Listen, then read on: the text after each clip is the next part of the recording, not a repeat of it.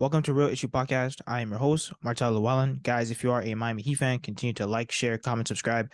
Thank you for all the support. If you're an NBA fan, subscribe to the channel, and thank you for all the support. So everyone's saying that the Miami Heat are the betting favorites to land Dillon Brooks. I will say, before Dillon Brooks even goes to his next team, he has to realize he needs to focus on the game of basketball a little bit more.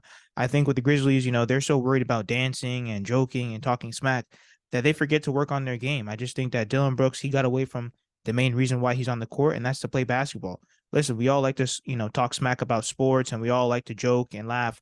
But then at the end of the day, when it's time to make buckets, you have to be able to show up for your team. And I think that with that young culture that they have, like with the Grizzlies, you really don't have any veterans on that team to hold anybody accountable, to put anybody in their place, to really tell them, listen, we need to focus on our game. We have to focus on getting better as a team. And I think that's what happened to Dillon Brooks. I just think that, he bit off way too much. Okay. He's trying to poke the bear in terms of LeBron James. But listen, LeBron James, he's an established player. He's talking about people have to drop 40 on him to prove themselves and all types of foolishness. And he's getting away from the reason why he's on the court, and it's to score and play defense. He doesn't understand that in this game, you have to show up in big moments, and talking smack early doesn't help at all. I will say Dillon Brooks, he's not a scrub. I think that he did play terrible in the playoffs, but I wouldn't say that he's garbage or trash or a complete scrub. But this year he played 73 games and he averaged 14.3 points, 3.3 rebounds, and 2.6 assists. I will say this summer, I'm hoping that he really buckles down and focuses on his game. I think that the Miami Heat would be a great landing spot for him only because, the Miami Heat, they like guys like him, guys who are labeled as villains, guys who are labeled as throwaways. I don't necessarily see him as a throwaway because I think that he could start on a lot of other NBA teams. I just think that he just has to focus on himself and focus on getting better.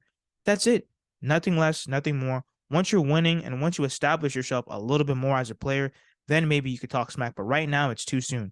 And the year prior, he averaged 18.4 points. He had 3.2 rebounds and 2.8 assists, but he only played 32 games. The year before that, the 2020 to 2021 season, he had 67 games played, 17.2 points, 2.9 rebounds, and 2.3 assists. So he's no scrub, and I think that he would definitely fit the Miami Heat culture. I just hope that he's a guy that can be coachable.